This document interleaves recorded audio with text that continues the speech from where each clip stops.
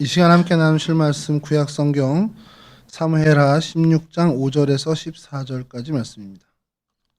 사무엘하 16장 5절에서 14절까지 말씀 저랑 한 절씩 교독하도록 하겠습니다. 다윗 왕이 바후림의 이름에 거기서 사울의 친족 한 사람이 나오니 게라의 아들이요 이름은 시므이라. 그가 나오면서 계속하여 저주하고 다윗과 다윗 왕의 모든 신하들을 향하여 돌을 던지니 그때 모든 백성과 용사들은 다 왕의 좌우에 있었더라. 시므이가 저주하는 가운데 이와 같이 말하니라. 피를 흘린 자여 사악한 자여 가거라 가거라. 사울의 족속의 모든 것을 여호와께서 내게로 돌리셨도다. 그를 이어서 내가 왕이 되었으나 여호와께서 나라를 내 아들 압살롬의 손에 넘기셨도다. 보라 너는 피를 흘린 자이므로 나를 자처하였느니라 하는지라. 스루야의 아들 아비새가 왕께 여짜오되 이 죽은 개가 어찌 내 주 왕을 저주하리이까. 청하건대 내가 건너가서 그의 머리를 베게 하소서 하니 왕이 이르되 스루야의 아들들아 내가 너희와 무슨 상관이 있느냐. 그가 저주하는 것은 여호와께서 그에게 다윗을 저주하라 하심이니 내가 어찌 그리하였느냐 할지라 누구겠느냐 하고. 또 다윗이 아비새와 모든 신하들에게 이르되 내 몸에서 난 아들도 내 생명을 해하려 하거든 하물며 이 베냐민 사람이랴. 여호와께서 그에게 명령하신 것이니 그가 저주하게 버려두라. 혹시 여호와께서 나의 원통함을 감찰하시리니 오늘 그 저주 때문에 여호와께서 손으로 내게 갚아주시리라 하고. 다윗과 그의 추종자들이 길을 갈 때에 시므이는 산 비탈로 따라가면서 저주하고 그를 향하여 돌을 던지며 먼지를 날리더라. 왕과 그와 함께 있는 백성들이 다 피곤하여 한 곳에 이르러 거기서 쉬니라. 아멘. 아멘. 오늘 저희가 살펴볼 성경의 장소는 바후림이라는 곳입니다. 바후림으로도 기록이 되어 있고요. 또 일부 성경과 자료에는 바하룸이라고도 기록이 되어 있습니다. 바후림은 그 히브리 단어로는 그냥 청년이라는 뜻의 복수 형태고요. 그래서 청년들이라는 뜻을 좀 가지고 있습니다. 베냐민 지파의 감람산 동쪽에 있는 지역인데 이것을 좀 지도를 먼저 좀 보여드리겠습니다.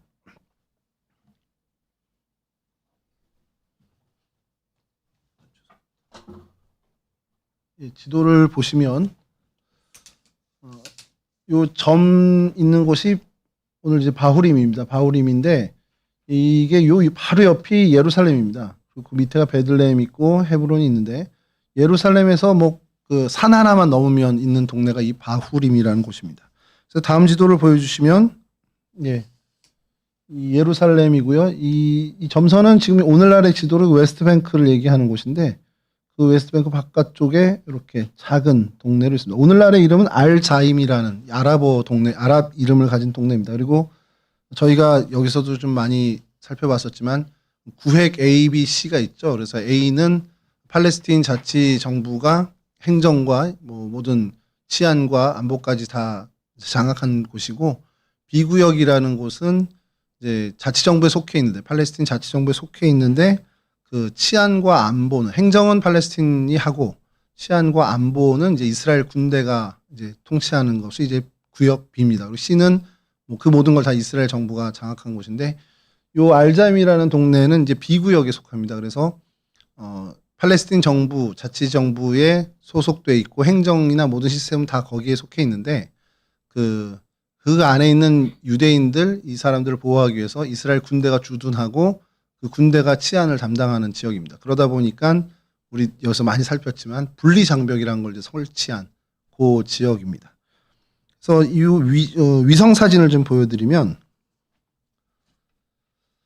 여기가 예루살렘이고요. 이쪽이 예루살렘이고 이렇게 예루살렘이고 감람산을 넘어서 점 있는 쪽이 이제 바후림입니다. 그래서 그냥 마을이 형성돼 있어요. 그리고 그 주변으로는 다 이제 그 광야, 빈들인데 여기 이제 마을이 이렇게 이게 이제 높낮이가 이제 보여지진 않아서 그런데 이렇게 내려가서 이렇게 올라갑니다. 그러니까 그런 정도로 생각해 주시면 됩니다. 그 예루살렘 동편에 있는 그 감람산, 오늘날 뭐 올리브산이라고도 하는데 그 감람산을 넘으면 그 비탈로 내려가서 그 언덕자락으로 쭉 이어져서 그 산맥이 이어지는데 그쪽으로 넘어가는 그 지역이 바로 이 바후림이라는 곳이죠. 그러니까 예루살렘에서 굉장히 가까운 곳입니다. 오늘 본문에서도 저희들이 읽었지만 압살롬이 반역을 일으켜서 다윗이 신발도 신지 못한 채 왕궁에서 도망치잖아요. 그리고 바로 동편으로 가서 그 감람산을 넘어갑니다. 그게 사무엘하 15장에 그렇게 나와요. 신발도 신지 못하고 감람산을 이제 넘어가고 많은 사람들이 이스라엘 그 예루살렘 주변의 사람들이 막 다윗을 위해서 울고 막 이렇게 되는 장면이 나오고 그 산을 넘어서 이 오늘 바후림이라는 동네에서 이 시므이의 저주를 듣게 되는 그런 모습입니다. 이 사건의 배경을 좀 설명을 드리면 뭐 다 아시겠지만 한 번 더 좀 말씀을 드리면 사울 왕과 그의 아들 요나단이 전사를 하게 되죠. 그러면서 이제 사울 왕의 왕국이 명실상부 이제 무너지게 됩니다. 그때의 사울 왕국에 아브넬이라는 그 군대 장관이 있었습니다. 오늘날로 치면 국방부 장관이나 아니면 참모총장 정도 되는데 그 사람이 사울의 아들이죠. 이스보셋을 왕으로 옹립하면서 요단 동편으로 건너갑니다. 그리고 마하나임이라는 그 지역 전에 저희가 여기서 한번 살펴봤는데 강물이 뭐 이렇게 약간 뭐라고 그러지 이렇게 천의 요새처럼 흐르면서 그곳에 성이 있는데 그 마하나임으로 이 이스보셋을 데려가서 왕으로 옹립을 합니다. 그리고 나서 이제 다윗과 대립 관계가 생기게 되죠. 근데 이제 그게 얼마 못 가고 이 이스보셋과 아브넬 사이에 갈등이 좀 생기죠. 그래서 이 아브넬이 다윗에게 와서 그냥 당신이 이 나라 왕 해라 이렇게 이제 얘기를 합니다. 그리고선 조약을 맺게 돼요. 근데 이제 다윗이 그때 조건을 하나 내건 것이 그 전에 이제 다윗에게 그 시집 왔던 사울의 딸 미갈이 있습니다. 그 미갈이 다윗이 이제 도망자 됐을 때 사울이 다른 남자에게 그냥 아내를 줘버리죠. 그 미갈을 데려오면 내가 널 만나주겠다 이런 식으로 해서 그 미갈을 데려올 것을 이야기합니다. 그때 또 그 미갈은 갈림이라는 곳에 그 남편 발디엘이라는 남편과 살고 있었는데 이제 그 아브넬이랑 이스보셋이 다윗의 마음에 어쨌든 그 조건이니까 그것을 하기 위해서 미갈을 이제 데려옵니다. 그러니까 이제 그 장면이 사무엘하 3장 16절에 이렇게 등장을 하는데요. 한번 이거 좀 띄워주시죠. 사무엘하 3장 16절입니다. 그의 남편이 그와 함께 오되 울며 바후림까지 따라왔더니 아브넬이 그에게 돌아가라 하며 돌아가니라. 이게 이제 그 현재 남편 발디엘이라는 사람이 그 갈림에서부터 이 바후림까지 울면서 쫓아오는 겁니다. 아내를 이제 빼앗기는 상황이죠. 그렇게 이제 아브넬이 다윗과 화친을 맺으면서 이제 이스라엘 명실상부한 이제 통일 왕국의 왕권을 다윗이 갖게 되는 거죠. 그 과정에서 또 아브넬이 이제 요압에게 이제 죽임을 당하기도 하고 이제 여러 가지 일들이 벌어지는데 그렇게 통합 이스라엘의 왕이 된 다윗이 뭐 굉장히 순탄하게 갑니다. 그 왕권이 되게 견고해지고 뭐 이 지역에 이 팔레스틴 지역에 거의 패권을 차지하는 그런 왕국으로 성장을 하게 되죠. 뭐 하나님의 은혜로 그렇게 되고 있는데 그렇게 지속될 것처럼 보였던 왕이 갑자기 이제 위기가 찾아옵니다. 바로 이제 압살롬이 반역을 하게 된 거죠. 아마 그 사울 왕에게 쫓겼던 그 시절이 더 위태로웠냐, 아니면 압살롬에게 쫓긴 이 사건이 다윗에게 더 위태로웠냐라고 이제 성경학자들이 논박이 있는데 조금은 이때가 더 위급했던 것으로 보입니다. 사울 왕을 피해 돌아다니던 그때보다도 오히려 더 급박한 생명의 위협이 훨씬 더 심했던 때가 이 압살롬의 반역 때라고 성경학자들은 이야기하죠. 근데 오늘 본문은 그런 이제 압살롬의 반역이 막 시작되자마자의 사건이 오늘 벌어진 거고요. 그래서 오늘 본문에 이 바후림이 등장을 하는데 이건 좀 넘어가고요. 그 이후에 압살롬의 반란이 이제 진압이 됩니다. 진압이 되고 다시 마하나임으로 피해 있던 다윗과 그의 신하들이 예루살렘 왕궁으로 황궁을 하게 되는 과정에 이 바후림을 또 지나게 됩니다. 이 바후림은 오늘 본문에 있는 시므이가 다윗을 저주했던 곳이죠. 그럼 시므이의 태도는 바뀌어야 되잖아요. 그게 이제 사무엘하 19장 18절에서 20절에 이렇게 등장합니다. 좀 띄워주시면 읽어드리겠습니다. 왕의 가족을 건너가게 하며 왕이 좋게 여기는 대로 쓰게 하려 하여 나룻배로 건너가니 왕이 요단을 건너가게 할 때에 게라의 아들 시므이가 왕 앞에 엎드려 시므이가 이제 다윗 앞에 다시 나온 겁니다. 왕께 아뢰되 내 주여 원하건대 내게 죄를 돌리지 마옵소서. 내 주 왕께서 예루살렘에서 나오시던 날에 종의 패역한 일을 기억하지 마시오며 왕의 마음에 두지 마옵소서. 20절입니다. 왕의 종 내가 범죄한 줄 아옵기에 오늘 요셉의 온 족속 중 내가 먼저 내려와서 내 주 왕을 영접하나이다. 시므이가 베냐민 지파 사람 1000여 명을 데리고 와서 이제 왕의 황궁, 이 복귀를 축하하면서 자기의 죄를 좀 덮어보려고 애를 쓰는 장면입니다. 자, 그때 뭐 다윗의 신하들의 반응은 당연히 이제 일벌백계를 해야 된다 얘기를 하겠죠. 그때 이제 사무엘하 19장 22절에서 23절에 다윗이 이렇게 얘기합니다. 다윗이 이르되 스루야의 아들들아 내가 너희와 무슨 상관이 있기에 너희가 오늘 나의 원수가 되느냐 오늘 어찌하여 이스라엘 가운데서 사람을 죽이겠느냐 내가 오늘 이스라엘의 왕이 된 것을 내가 알지 못하리요 하고 왕이 시므에게 이르되 내가 죽지 아니하리라 하고 그에게 맹세하니라. 약간 대인배의 모습을 보여줍니다. 다윗이 시므에게 너 안 죽일 테니까 걱정하지 마. 그리고 죽이자고 하는 그 신하들을 이제 설득을 하면서 납득을 시키는 장면입니다. 이 일도 오늘 우리가 살펴볼 이 바후림에서 벌어진 일입니다. 다윗의 다윗과 연결된 이 바후림이라는 곳이 이렇게 등장을 하고요.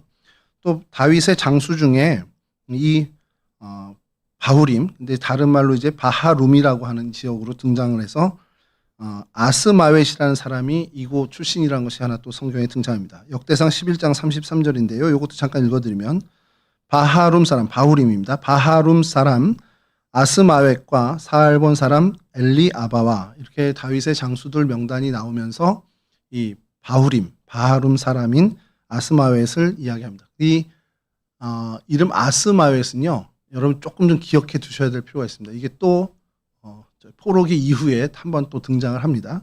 이 아스마웻이라는 장수가 있었다라는 것. 그리고 이제 이 다윗이 유언을 할 때 이 바후림이 한 번 더 등장을 합니다. 열왕기상 2장 8절인데요. 바후림 베냐민 사람 게라의 아들 시므이가 너와 함께 있나니 이 솔로몬에게 하는 얘기입니다. 그는 내가 마하나임으로 갈 때에 악독한 말로 나를 저주하였느니라. 그러나 그가 요단에 내려와서 나를 영접함으로 내가 여호와를 두고 맹세하여 이르기를 내가 칼로 너를 죽이지 아니하리라 하였노라. 그러니까 다윗이 유언을 하면서 한참 전의 일이죠. 한참 전의 일인데 이 시므의 일을 마음에 좀 담아둔 것 같아요. 근데 이제 뭐 그게 원한이 있어서다 아니다 뭐 이런 공방이 있는데 적어도 솔로몬에겐 이러이러한 사람이 있으니까 좀 경계해야 될 것 같아라고 이제 왕권을 물려주면서 유언을 하면서 이야기를 합니다. 근데 악독한 말로 저주했다라는 것도 기억하고 있고요. 또 하나님 앞에 내가 맹세해서 그를 칼로 죽이지 않겠다고 맹세했던 일도 이제 언급을 하는 겁니다. 이렇게 성경에 바후림이 이런 정도로 이제 등장을 합니다. 현재 이 마을 바후림의 지역은 정확히 이름이 라스에트밈이라는 곳으로 이제 그 비탈이 이 지명인데 행정구역상으로는 아까 말씀드린 아람 마을의 알자임이라는 마을에 속해 있습니다. 이 알자임이라는 마을이 또 좀 독특한 게요. 지도자, 우두머리라는 뜻을 갖고 있는 아람어입니다. 그러니까 아랍어입니다. 이게 좀 독특하지 않습니까? 이제 가장 지도자의 정점에 있었던 다윗이 그 모든 어떻게 보면 존엄이 다 무너진 가장 처참한 시절에 지났던 그 자리가 이 바후림, 오늘날의 알자임인데 오늘날에 와서는 그 자리가 지도자, 최고봉, 뭐 수령, 우두머리 이런 의미를 갖고 있는 지명으로 바뀌었다라는 거죠. 뭐 성경학자들 중에는 요 이름까지도 좀 재밌게 해석하는 분들이 있죠. 가장 처참한 가장 큰 지도자였던 이스라엘 민족의 가장 큰 지도자였던 다윗이 가장 비참한 그 몰락의 상황에 있었던 그리고 그 자리에서 가장 어떻게 보면 치욕적인 저주를 들었던 그 자리를 하나님이 역사하셔서 지도자, 최고봉, 수령, 우두머리라는 지명으로 바꿔주셨다. 그래서 그 아랍 사람들마저도 그 자리에 있었던 다윗을 기억하게 하셨다. 이렇게 설명을 하는 성경학자들도 있습니다. 뭐 그거는 뭐 하나님만 아시니까 저희가 뭐 다룰 거는 아니고요. 그래서 이 알자임이라는 그 동네가 오늘날 어떤 모습인지 좀 보려고 좀 찾아보는데요. 그 아까도 말씀드린 것처럼 구획 비구역이다 보니까 분리장벽이 이렇게 설치가 되어 있는데 이 정도까지 설치가 되어 있습니다. 다음 사진 보여주시면 예, 이제 이 방향은 예루살렘으로 가는 방향입니다. 그러니까 저쪽에서 예루살렘에서 오는 방향인데 이쪽 편이 알자임이라는 동네입니다. 아예 담이 쌓여져 있어서 보지도 못해요. 그렇게 쭉 가고 그다음에 이 알자임으로 들어가려면 다음 사진 보여주시면 여기가 이제 유명한 곳이더라고요. 여기가 알자임 체크포인트라고 검문소입니다. 그래서 요게 그 메인 도로고요. 이스라엘 예루살렘으로 가는 메인 도로고 알자임으로 가려면 여기 표지판에 이렇게 있는데 우리 전사님 새로 오셔서 제가 이렇게 딱 하면 전에 있던 전사님은 확대를 해주셨잖아요. 근데 그거는 지금 기대하지 마시고 여기 이제 알자임이라고 이제 표지판이 있어요. 그래서 알자임으로 가는 차는 이쪽으로 가서 검문을 받아야 됩니다.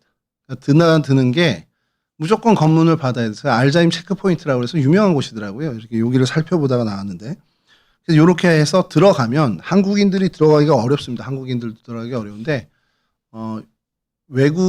한국 국적이 아닌 이제 이스라엘 사람이 촬영한 사진들이 좀 있어서 다음 사진 보여주시면 예 여기가 그 동네입니다. 그 동네고 요 비탈 조 비탈부터 요렇게가 이 정도가 이제 바후림으로 이제 추정을 하고 있습니다.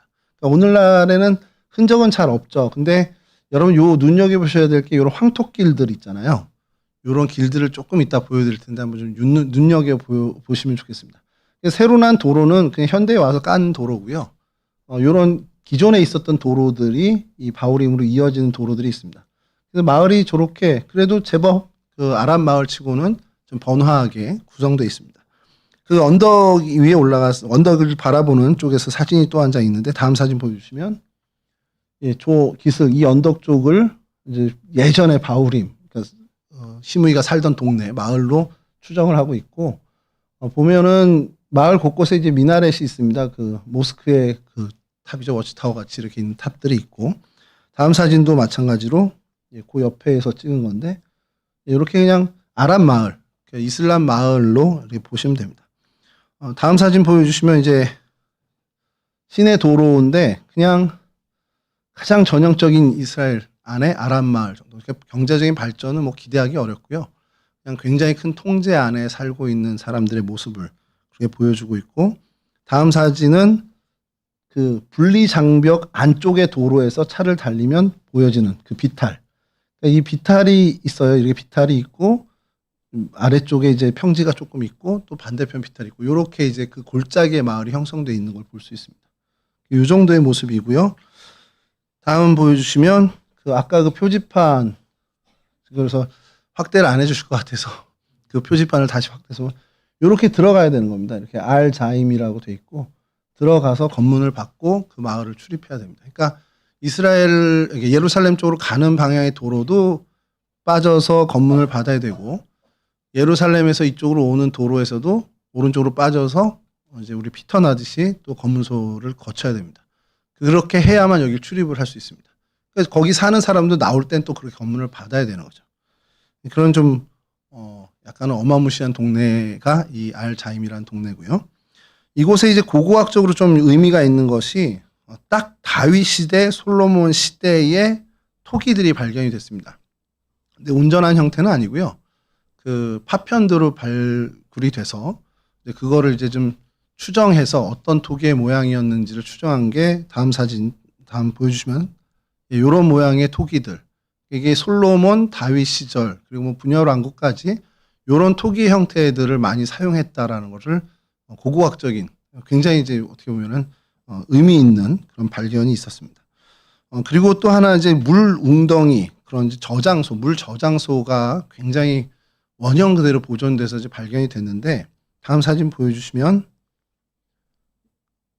성경부터 좀 보죠. 사무엘하 17장 17절에 19절인데 이 웅덩이에 대해서 이 저장소에 대해서 성경에서 한번 언급이 되는데 사무엘하 17장 17절에서 19절입니다. 그때 요나단과 아히마아스가 사람이 볼까 두려워서 감히 성 안에 들어가지 못하고 에르노겔 가에 머물고 어떤 여종은 그들에게 나와서 말하고 그들은 가서 다윗 왕에게 알리더니 한 청년이 그들을 보고 압살롬에게 알린지라 그 두 사람이 빨리 달려가서 바후림 어떤 사람의 집으로 들어가서 그 뜰에 있는 우물 속으로 내려가니 그 집 여인이 덮을 것을 가져다가 우물 아귀를 덮고 찌은 곡식을 그 위에 널매 전혀 알지 못하더라. 상황은 좀 이해가 되시죠? 압살롬이 다윗을 바로 추격했으면 다윗은 그때 끝났습니다. 근데 후세의 계략이 먹혀서 지체가 되죠. 다윗은 엄청난 용사입니다. 그와 함께한 사람들도 어마어마한 장수들 아닙니까? 지금 독이 오를 때도 올랐는데 지금 압살롬 당신이 가서 친다고 하면 큰일 날 수 있습니다. 먼저 군대가 소수가 갔다가 오히려 이렇게 좀 공격을 당해서 패하게 되면 소문이 이상하게 납니다. 하고선 전열을 가다듬고 많은 이스라엘 단에서부터 부엘세바에까지 사람들을 군대를 모아서 다윗을 치러 가셔야 됩니다라고 후세가 얘기를 하죠. 근데 그 조언을 듣게 되면서 지체돼서 다윗이 살아났어요. 근데 이제 후세가 보냅니다. 이러이러한 상황이니까 빨리 도망가라. 지체할 시간 없다고 사람을 보냈는데 그 사람이 요나단과 아히마아스라는 사람입니다. 이들이 가서 이제 그 마을에 들어가는데 그거를 압살롬에 속한 사람이 보고서 압살롬에게 얘기를 하고 그 추적대가 와서 이들을 검문을 하는데 이 물 웅덩이에 들어가서 그 위에 덮어서 곡식을 널면서 가렸다라는 거예요. 그 기록이 사무엘하 17장에 나온 겁니다. 그럼 그 웅덩이가 어떻게 생겼냐? 사진 보여주시면 이렇게 생겼습니다. 여기 이제 세로 모양으로 본 거고요. 다음 사진 보여주시면 옆에서 한 건데 여기 시스턴이라고 아예 그냥 저장소라고 써 있습니다. 영어로도. 이렇게 돼 있어서 요 위에를 천으로 덮어서 곡식을 널려서 사람이 충분히 들어갈 만한 물 저장소입니다. 이게 우물로 저희는 번역이 됐는데 사실은 우물은 아닙니다. 우물은 아니고 또 샘도 아니에요. 뭐 웰이나 스프링으로 번역이 안 되고 시스턴이라고 아예 번역이 됩니다. 원어도 그렇고 영어로도 그렇고 그래서 아예 그냥 저장소입니다. 물이 뭐 여기서 뭐 물이 솟구치는 게 아니고요. 뭐 빗물이 됐던 어떤 뭐 물을 길러왔던 그 물을 여기다 저장해 놓는 물탱크입니다. 그런 곳인데 마침 그때 뭐 비어 있었는지 아니면 물이 있었는데 들어갔는지 모르지만 그 두 명을 이제 살려준 거죠. 바우림에 있던 이 어떤 사람의 집에 들어왔는데 피신했을 때 그 곡식을 덮어주면서 살려준 그 기록이 사무엘하 있고 요 원형 그대로 이 동네에서 이런 물 저장소가 발견이 됩니다. 이게 그 시절의 웅덩이라는 거예요. 그러니까 고고학적으로는 굉장히 큰 성과죠. 이쪽 동네에서 발견한. 그리고 이건 말고 사실은 더 중요한 것이 있는데 그건 이제 잠시 후고 어쨌든 이제 이런 것이 페르시아 시대의 흔적도 발견이 됐는데 페르시아의 흔적들은 그 시절에 이것과 그럼 성경이 뭐가 연결이 돼 있지? 근데 포로기 이후에 그 바후림은 등장을 하지 않아요. 성경에. 근데 아까 처음에 말씀드렸죠. 다윗의 장수 중 하나가 아스마웻이라는 사람이 있었다고. 그 아스마웻이 바후림 사람이라고 그랬잖아요. 포로기의 사람들이 복귀해서 어느 동네에 기거를 하게 되는 것들이 쫙 명단이 나옵니다. 그게 에스라 2장 24절에 이렇게 나옵니다.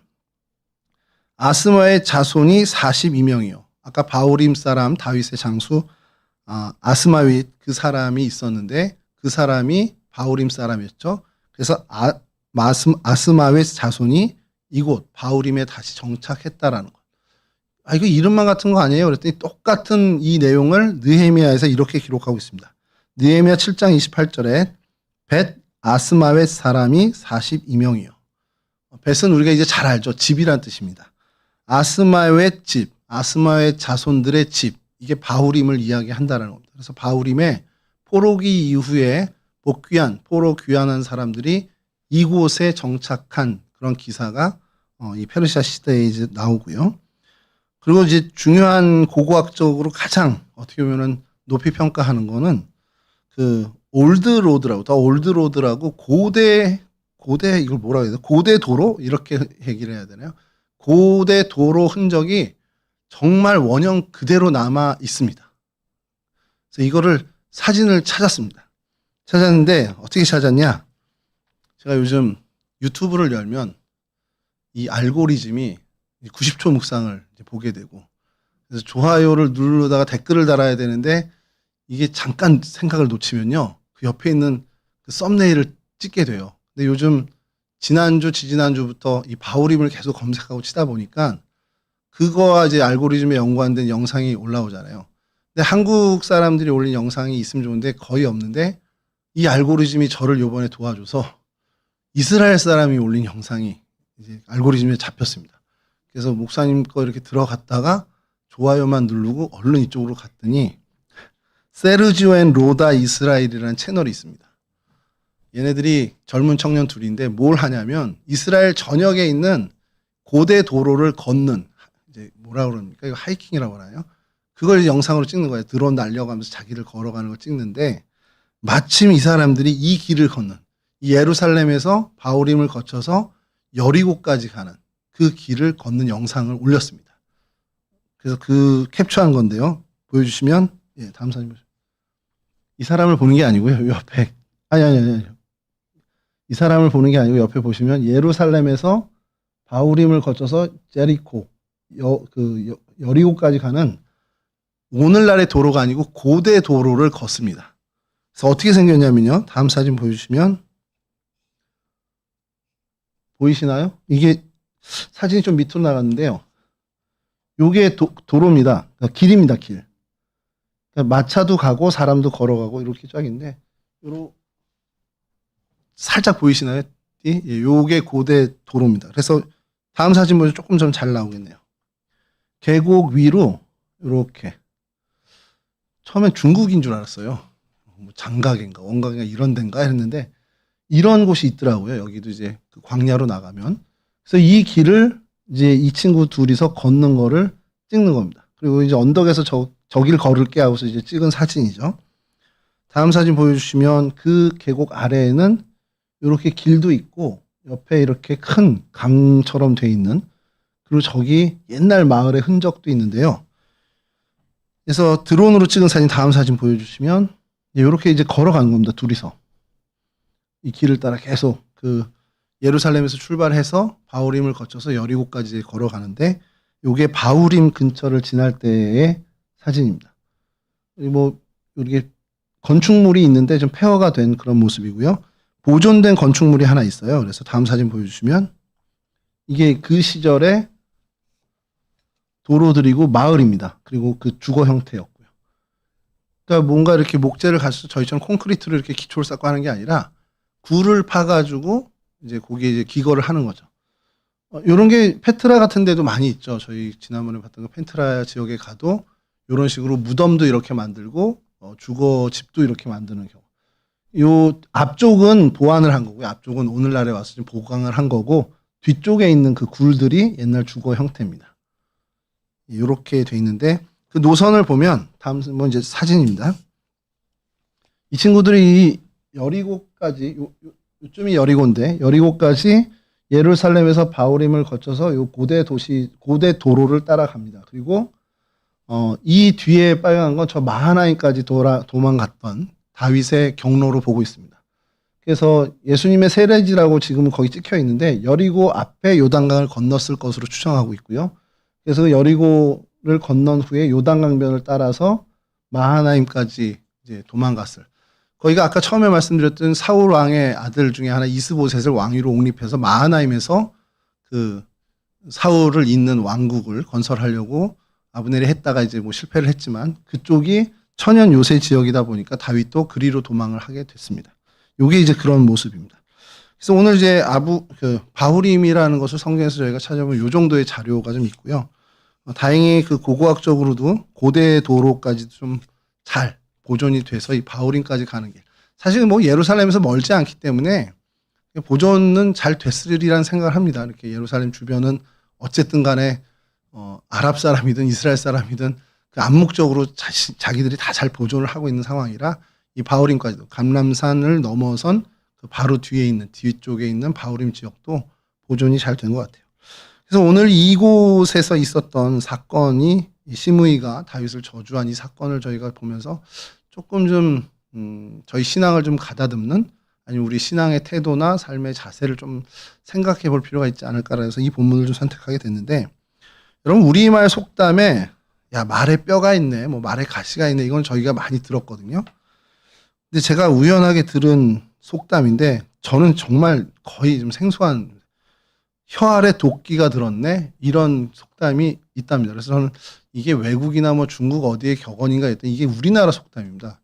한국의 속담인데 혀 아래 도끼가 들었다. 무슨 의미인지는 알겠죠. 말에 가시가 있다 어떤 섬뜩한 어떤 그런 내용이긴 한데 자주 사용되는 속담은 아니지만 굉장히 의미가 있죠. 굉장히 부드러운 말을 하는 것 같지만 그 말 속에 사람을 해하는 그런 충분히 해칠 만한 일이 우리 혀에 있다, 우리 말에 있다라는 것을 경계하는 속담입니다. 사실 우리가 뭐 칼에 맞기도 하고 뭐 총에 맞기도 하는 사람을 보고 뭐 상처를 입고 피 흘리는 사람도 보지만 그런 어떤 외적인 상처만큼이나 심각한 것이 말에 의한 마음의 상처를 입는 것도 굉장히 심각한 일을 우리가 좀 겪는 것을 요즘은 더더욱 보게 되죠. 10년이 지나도 20년이 지나도 문득문득 떠올리면서 우리를 괴롭히는 말들이 있습니다. 심지어 다윗도 이때 당시에 들었던 얘기를 죽기 직전에 솔로몬에게 얘기할 정도로 그런 말의 상처는 사람에게 어쨌든 심각한 영향을 주긴 합니다. 오늘 이 본문은 어쨌든 다윗에게 있어서는 인생의 가장 비참한 날이었습니다. 그 가장 비참한 날을 맞이한 한 왕, 이 다윗에게 정말 어떻게 하지도 못한 뭐 맨발로 울면서 감람산을 넘고 정말 도망가는데 그것도 적군 때문에 블레셋 때문도 아니에요. 아들 때문에 그렇게 갔으니 그 마음이 얼마나 참담했겠습니까? 그럼 왕의 위험은 바닥에 떨어진 건 뭐 임이고요. 뭐 신발도 신지 못한 채 도망가고 물론 이제 이쯤 감람산 넘을 때쯤 신발을 신었겠죠. 이제 왕궁에서 도망갈 때 신발을 못 신는 것뿐이겠지만 그만큼 경황이 없을 때 그 찢어진 가슴을 안고 건너가는데 그 마음에 그 상처 입은 마음에 완전히 소금을 뿌리는 한 사람이 등장하는데 바로 사울 왕가의 친척이었던 시므이라는 사람입니다. 여러분 서로 좀 적대감이 있어도요. 되게 그냥 평상시 안 좋은 사람이에요. 정말 쟤는 내 인생에서 좀 빠졌으면 좋겠어 하는 그런 사람이 있다라도 그 사람이 굉장히 어려움을 당하거나 정말 힘든 일을 겪게 되면 하던 공격도 중단하는 게 보통의 사람입니다. 그렇잖아요. 뭔가 큰 일을 겪어서 아픔을 겪었어. 그러면 그 사람을 싫어하는 그런 공격을 하다가도 그래도 어떻게 위로까지는 못 해줘도 내가 공격하는 건 중단하는 게 보통의 인지상정인데 시므이는 전혀 그렇지가 않았습니다. 아주 상처 입고 완전 나락으로 떨어진 다윗에게 아주 뭐 거봐 꼴 좋다 너 사울한테 그러더니 네가 지금 당하는구나 결국 너 뭐 아무리 그래봐 뭐야 네 아들한테 왕국 다 뺏겨 그래서 온갖 그 쓰디쓴 말을 내뱉는 것이죠. 이 본문을 보면서 그리고 이 상황을 보면서 세 사람의 말, 그 세 사람의 입술을 좀 보게 된 겁니다. 각기 다른 똑같은 상황이고 똑같은 긴박한 상황이고 똑같은 상황인데 각기 다른 말을 이야기하는 세 종류의 입술이 등장하는데 첫 번째는 방금 말씀드린 것처럼 저주를 퍼붓는 시므이의 입이고요. 두 번째는 이 저주에 분노로 반응하는 아비새의 입입니다. 내가 가서 저 걔가 지금 뭐라 그러는 겁니까? 뭐 우리 표현으로 굉장히 순화한 거지 쌍욕을 하면서 내가 가서 죽여버리겠다고 이렇게 얘기하는 겁니다. 그렇게 반응하는 입이고요. 세 번째 입은 오히려 침묵하면서 하나님을 바라보는 다윗의 입을 보게 되죠. 이 세 입을 저희가 보는 거예요. 사무엘하 16장 17절에서 18절 오늘 본문인데 다시 한번 읽어드리면 시므이가 저주하는 가운데 이와 같이 말하니라 피를 흘린 자여 사악한 자여 가거라 가거라 사울의 족속의 모든 피를 여호와께서 내게로 돌리셨도다. 그를 이어서 내가 왕이 되었으나 여호와께서 나라를 내 아들 압살롬의 손에 넘기셨도다. 보라 너는 피를 흘린 자이므로 화를 자초하였느니라 하는지라. 다윗이 겪고 있는 이 고난이 과거 다윗이 사울의 왕가를 무너뜨리고 왕위를 찬탈했기 때문이라고 확정하고서 이야기하는 거예요. 근데 여러분 그렇게 천벌을 받았다는 얘기를 하는 겁니다. 근데 이게 사실입니까? 아니에요. 팩트가 완전히 엇나간 거죠. 다윗은 사울을 죽일 기회가 두 번이나 있었지만 하나님이 세우신 사람이라 해서 손을 안 댑니다. 그러니까 시므이의 이 말은 굉장히 왜곡된 말입니다. 오늘날로 치면 가짜 뉴스예요. 다윗의 입장에서는 굉장히 억울할 수도 있을 법한 얘기입니다. 여러분 이 시므이의 입의 특징은요. 결국 비겁한 기회주의자의 입술이라고밖에 우리가 생각할 수 없는 게 다윗이 강력한 왕권을 가지고 있었을 때 한마디도 못했습니다. 한마디도 못했다가 결국 이제 아들에게 쫓겨나서 힘을 잃고 비틀거리자 이제 기다리셨다는 듯이 달려들어와서 이제 물어뜯는 거죠. 시므이의 입은 상대방의 가장 아픈 약점을 공격합니다. 그리고 더더군다나 사실 여부는 중요하지 않습니다. 그냥 자신의 묵은 감정, 자신의 좋지 않았던 그 감정을 그냥 쏟아내는 거예요. 그냥 화풀이 하는 겁니다. 상대의 고통을 더 가중시키는 거죠. 뭐 그걸 즐기는지는 모르겠습니다만 그런 잔혹한 입술이고 잔혹한 마음이라는 거예요. 근데 이걸 성경으로 그냥 객관적인 그 시선으로 보면 이 사람 이런 사람이 다 있네라고 하겠지만 한꺼풀 더 들어가서 저희가 보게 되면 혹시 내 안에도 이런 시무이 같은 모습이 있지 않나? 이걸 우리가 한번 보자는 겁니다.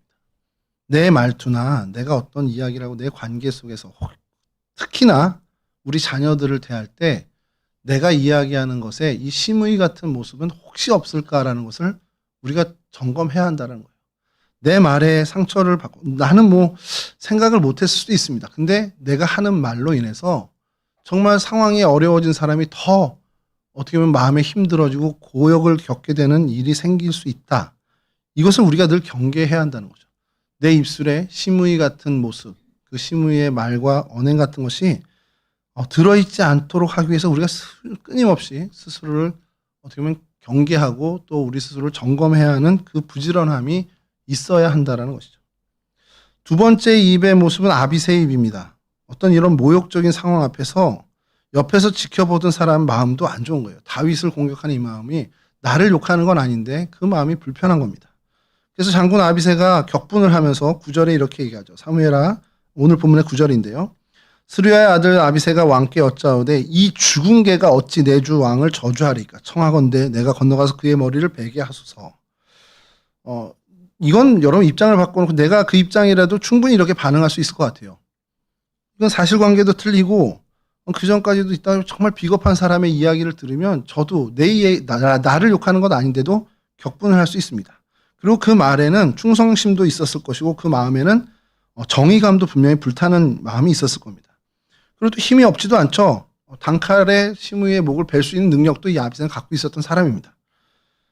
근데 그의 입술에 이 반응하는 입은 어떻게 보면 보복의 언어죠. 그리고 받은 만큼 똑같이 내가 갚아줄게. 감히 우리한테 이렇게 욕을 해? 내가 가만두지 않겠어. 이렇게 하면서 더 심한 욕을 해줄 수 있을 거예요. 너 지금 돌 던졌지? 난 칼 던질 거야. 이런 마음이죠. 근데 여러분 우리가 일상에서 자주 넘어지는 지점이 이 부분이에요. 억울한 말 들으면 못 참죠. 내 정당함을 증명하고 싶습니다. 그리고 상대방 코를 납작하게 해주고 싶어요. 그리고 즉각적인 말대꾸하고 논쟁을 벌이고 싶은 것이 사람의 마음입니다.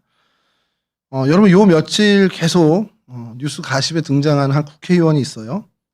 그 태도를 계속 이제 논란이 되고 있는데 자신의 페이스북에 한 시민이 댓글을 달았습니다. 근데 그 댓글이 그냥 봐도 그렇게 크게 심각한 것 같지 않은데 뭘 어떻게 이 마음을 건드렸는지 완전히 격분을 해서 반응을 했는데 그 반응이 도를 넘었어요. 그게 계속해서 지금 연일 뉴스에 등장하고 있습니다. 사실 그렇게 맞대응하면 속은 후련할 수 있습니다.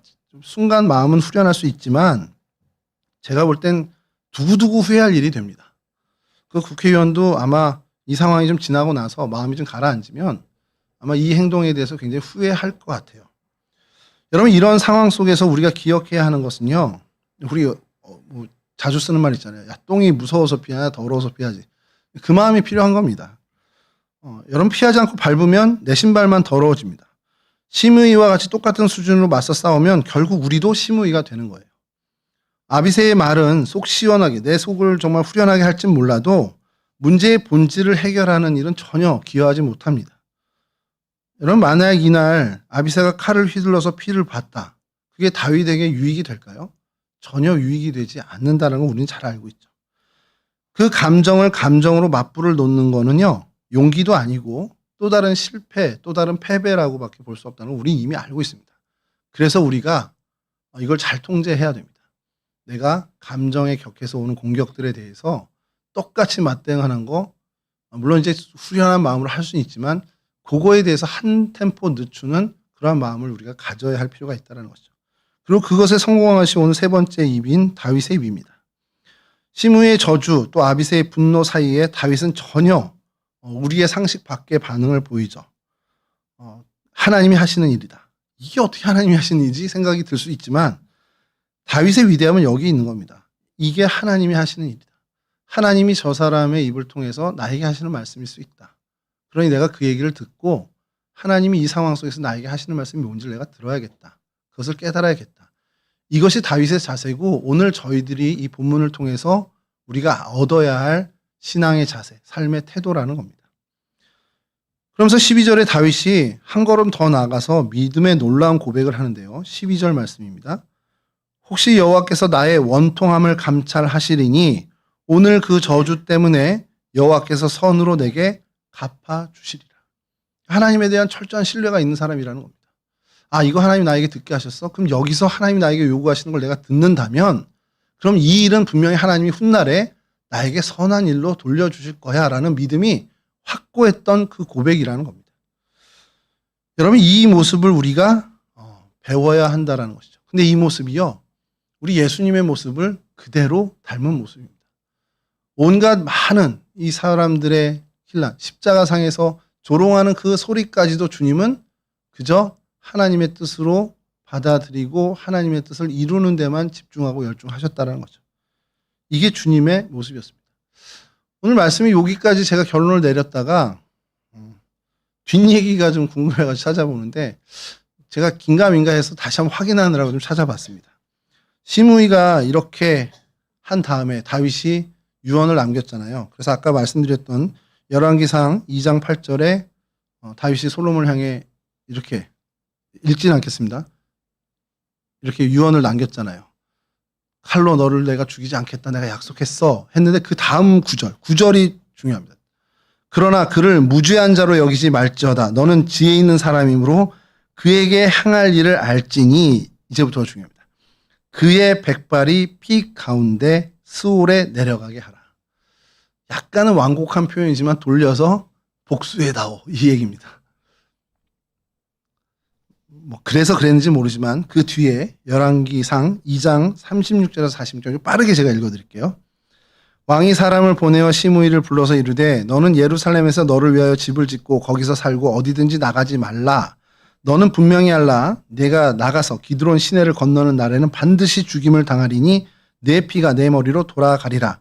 시므이가 왕께 대답하되 이 말씀이 좋사오니 내 주 왕의 말씀대로 종이 그리 하겠나이다 하고 이에 날이 오래도록 예루살렘에 머무니라.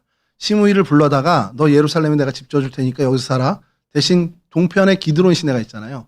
거기 넘으면 너 죽는 거야 라고서 약간 가택연금식으로 이렇게 합니다. 자, 39절에 이어서 3년 후에 시므이의 두 종이 가드왕 마아가의 아들 아기스에게로 도망하여 간지라. 어떤 사람이 시므이에게 말하여 이르되 당신의 종이 가드에 있나이다. 블레셋입니다. 시므이가 그 종을 찾으려고 일어나 그의 나귀의 안장을 지우고 가드로 가서 아기스에 나가서 그의 종을 가드에서 데려왔더니 시므이가 예루살렘에서부터 가드에 갔다가 돌아온 일을 어떤 사람이 솔로몬에게 말한지라. 왕이 사람을 보내어 시므이를 불러서 이르되 내가 너에게 여호와를 두고 맹세하게 하고 경고하여 이르기를 너는 분명히 알라. 내가 밖으로 나가서 어디든지 가는 날에는 죽임을 당하리라 하지 아니하였느냐. 너도 내게 말하기를 내가 들은 말씀이 좋으니다 하였거늘 내가 어찌하여 여호와를 두고 한 맹세와 내가 내게 이른 명령을 지키지 아니하였느냐. 왕이 또 시므이에게 이르되 내가 내 마음으로 하는 모든 악 곧 내 아버지에게 행한 바를 언급합니다. 다윗에게 했던 행동을 행한 바를 내가 스스로 안 하니 여호와께서 내 악을 내 머리로 돌려보내시리라. 그러나 솔로몬 왕은 복을 받고 다윗의 왕위는 영원히 여호와 앞에서 견고히 서리라 하고 여호야다의 아들 분하야에게 명령하며 그가 나가서 시므이를 치니 그가 죽은지라. 이에 나라가 솔로몬의 손에 견고하여 지니라. 솔로몬을 통해서 결국엔 시므이가 죽임을 당하게 됩니다. 여러분, 이 결말을 보면서 다윗이 하나님께 했죠. 이 저주를 나에게 들게 하신 하나님 뜻이 뭔지 내가 듣겠습니다. 원통하지만 하나님, 훗날 이것이 하나님께 기억된 바 돼서 나에게 선한 일이 되게, 이렇게 또 간구를 하는 그 신뢰를 갖고 있죠. 다윗은 이 일로 인해서 복을 받은 사람이지 이 일로 인해서 피해본 것은 사실 하나도 없게 됩니다. 그러나 시므이는 어땠습니까? 시므이는 결국 자신의 새치여, 이 혀를 잘못 놀린 것으로 인해서 결국 죽임을 당하는 결말을 맞이하게 됩니다. 이것이 우리에게 시사하는 바가 굉장히 중요하죠. 오늘 내가 어떤 입으로 살아야 되겠느냐라는 것. 시므이의 입으로, 아비새의 입으로, 다윗의 입으로 어떤 언행으로 내가 살아야겠는지를 우리는 이 사건을 보면서 너무 명확하게 깨달을 수가 있습니다. 시편 141편엔 우리 입술에 파수꾼을 세워달라고 시편 기자가 하나님께 고백하는 일이 있고요. 야고보서 3장 8절에는 혀를 길들이는 사람이 없다고까지 이 말에 대해서 굉장히 엄중한 경고를 하고 있습니다. 여러분, 우리가 살아가면서 비난의 돌멩이가 우리에게 날라올 때가 있죠. 그 비난의 돌멩이를 맞으세요라고 하지 않고요. 그 비난의 돌멩이가 날라오면 그걸 여러분들 기도의 디딤돌로 삼았으면 좋겠습니다. 사람과 말씨름하지 않고 하나님과 기도로 씨름하는데 익숙한 사람이 되었으면 좋겠어요. 결국 어떻게 됩니까? 선으로 갚아주신 하나님의 은혜가 우리 가운데 임하게 된다는 것이죠. 다윗의 입으로 우리 주님의 모습, 주님께서 그 많은 조롱과 혼란까지도 묵묵히 하나님의 뜻을 이루어내는데 정말 어떻게 보면 사용하신 것처럼 우리도 그러한 모습을 닮아가야 한다는 것이죠. 주님을 닮아가는 이 모습이 적극적인 우리의 삶의 모습과 신앙의 태도라면 심의처럼 되지 않겠다라는 그 소극적인 그런 어떤 경계의 모습도 우리는 동시에 가져가야 된다는 겁니다. 내 입술에 파수꾼을 세워놓고 내 언행을 늘 조심하는, 내 이 말 한마디가 저 사람에게 상처가 되진 않을지, 저 사람에게 곤고한 어떤 악영향을 주는 것은 아닐지라는 것을 늘 경계하는, 그래서 말에 있어서 정말 그리스도인다운 삶의 모습을 찾아가는 저희들의 모습이 되어야 한다는 것이죠. 선으로 우리를 갚아주시고 매일매일 우리의 삶 속에서 이와 같은 언행, 하나님 기뻐하실 만한 언행을 준행해 나가는 거룩한 주님의 백성들 다 되실 수 있기를 주님의 이름으로 간절히 축원합니다. 우리 기도 잠깐 하시고요. 우리 찬송하고 마치도록 하겠습니다. 우리 잠깐 기도할 때 하나님 나를 붙잡아 주셔서 우리가 행동도 그리스도인다운 삶을 살아가지만 하나님 내 작은 어떤 말투, 말씨 그리고 언행 이런 것들에 대해서도 하나님 내가 정말 그리스도를 닮는 그러한 선한 그리스도인의 모습을, 하나님의 사람의 모습을 늘 견지할 수 있기를 원합니다. 나로 인해서 상처받는 사람 없도록, 특별히 우리 자녀들이 나의 말을 통해서 혹 상처받는 일 없도록, 내 가까운 사람들이 나의 그 말투로 인해서 혹은 나의 어떤 이야기로 인해서 상처받는 일 없도록 하나님 나를 지켜주십시오. 우리 함께 잠깐 기도하도록 하겠습니다. 좋으신 아버지 하나님 감사합니다. 저희들 가운데 하나님 은혜 주셔서 우리가 하나님 다시금 우리의 입술을, 우리의 말을 다시 한번 점검하는 귀한 기회를 허락해 주시니 감사를 드립니다. 하나님 우리에게 주신 이 귀한 기회에 우리의 삶의 자세, 우리의 신앙의 태도를 우리가 늘 다시 한번 깨닫고 정말 주님을 닮아가는 귀한 마음, 그런 귀한 모습으로 회복되어져가는 저희들이 될 수 있도록 도와주시옵소서. 우리의 인생과 우리의 삶 속에 이처럼 하나님 말투까지도 정말 행하는 말, 하나님 정말 건네는 말 하나에서까지라도 그리스도인의 향기를 발할 수 있는 저희들이 되길 간절히 원합니다. 우리의 행동과 우리의 삶의 방식뿐만 아니라 우리의 언어와 우리의 말투와 우리의 하나님 건네는 그 따뜻한 말 한마디로도 우리가 그리스도인임을, 하나님의 백성임을 드러내게 하시고 그 일을 통해서도 하나님의 이름을, 하나님의 사랑을 전하며 정말 하나님께 영광 돌려 하나님께 기쁨을 드리는 그러한 우리의 언행이 될 수 있도록, 우리의 말이 될 수 있도록, 우리의 말씨가 될 수 있도록 하나님 도와주시옵소서. 그래서 하나님 우리의 삶에, 내 인생에, 우리의 삶 가운데 하나님 이 말로 인해서, 하나님 정말 대화로 인해서, 이야기로 인해서 상처받는 일이 도무지 없도록 하나님 우리 인생을 주님 붙잡아 주시고 이끌어 주시옵소서. 감사드리겠습니다.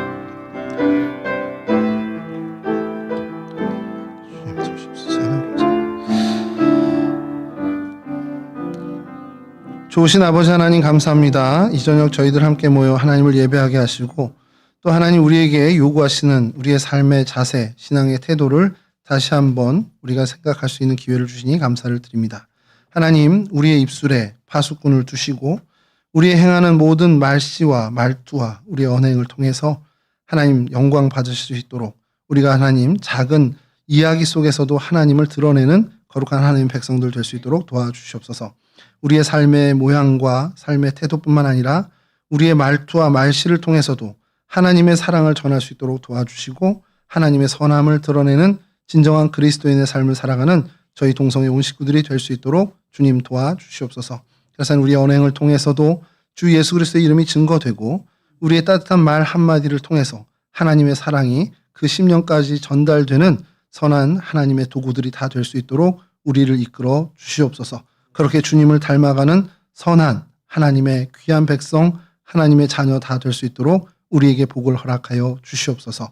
감사하며 예수 그리스도 거룩하신 이름으로 기도합니다. 아멘. 우리 찬송 455장 부르시고 주님 가르쳐 주신 기도로 마치겠습니다.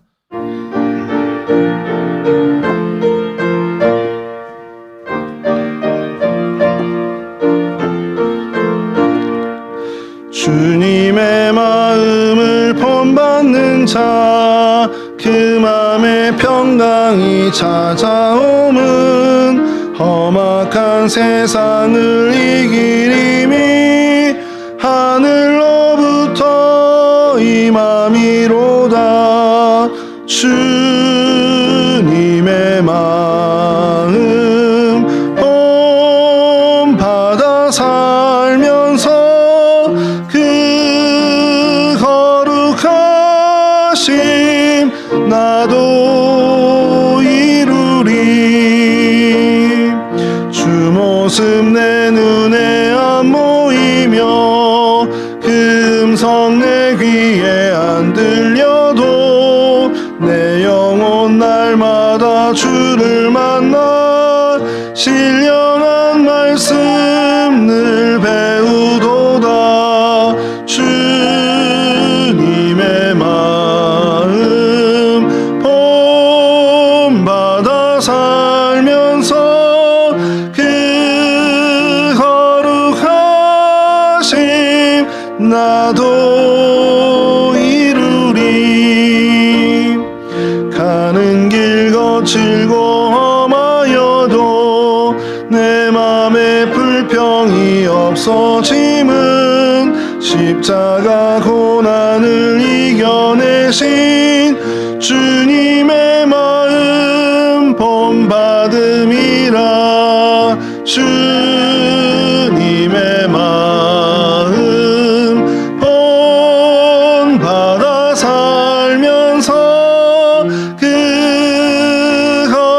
거룩하심 나도 이루리. 주 예수 세상에 다시 오실 그날의 무성도 변화하여 주님의 빛나는 그 영상을 다 함께 보며 주 찬양하리. 주님의 마음 본받아 살면서 그 거룩하신 나도 이루리. 주님 가르쳐 주신 기도로 마치겠습니다. 하늘에 계신 우리 아버지시여, 이름이 거룩히 여김을 받으시오며 나라가 임하옵시며 뜻이 하늘에서 이룬 것 같이 땅에서도 이루어지이다. 오늘날 우리에게 일용할 양식을 주옵시고 우리가 우리에게 죄 지은 자를 사하여 준 것 같이 우리 죄를 사하여 주옵시고 우리를 시험에 들게 하지 마옵시고 다만 악에서 구하옵소서. 나라와 권세와 영광이 아버지께 영원히 있사옵나이다. 아멘.